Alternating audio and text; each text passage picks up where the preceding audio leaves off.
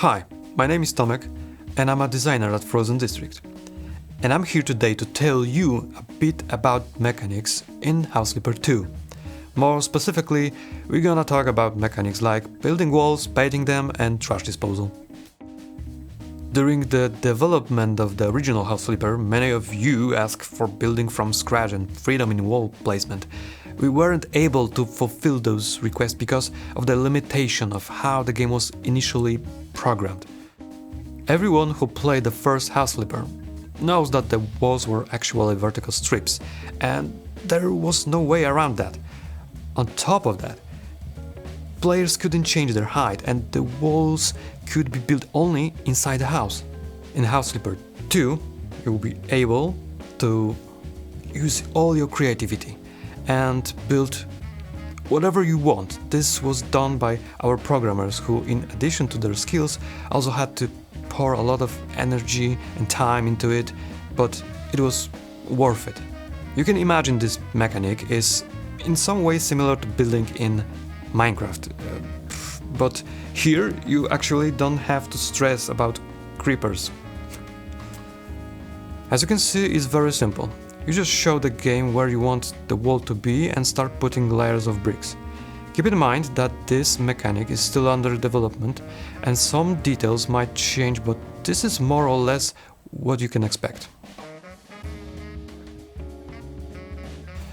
Also remember that some of the mechanics will have two versions depending on which mode you play on.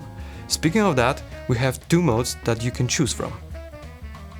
The first one is our regular story mode and you already know it from House Flipper. The second one is something new and it's a kind of sandbox mode. So now let's talk about painting. As a reminder, I want you to look at the painting mechanic in the first House Flipper. Like building walls, you could only change one vertical strip at a time. This allowed you to divide a room into different colors, but it didn't give as many options as players would have liked. I was a little bit stressed about how the new version of painting will be received by players, and now you can fully control the paint roller, similar to the window cleaning in the first House Flipper. We aim at the place where we want to start painting. Then we use the roller and freely drag the mouse in the direction we want to paint. On consoles, similarly, you will be able to control it with the right stick on the gamepad. Fun fact, you will be able to change the size of the roller by unlocking the appropriate skills, so the painting will become even faster. For me, personally, this is fun, and when instead of regular painting I want to create a pixel art on the wall, I just change the roller size small again. Can't wait to see what you guys will be creating with these tools. Okay, and finally, we can talk about the most controversial mechanic, trash disposal. Let's start the trash talking. Here too, there have been some changes made. In House Flipper 1 you were able to just click on garbage to get rid of it. It was satisfying, but disappearing trash isn't something you see every day, right? With House Flipper 2 you do just the same thing, but this time we have a bag to collect the trash, and what you can do with a bag full of trash?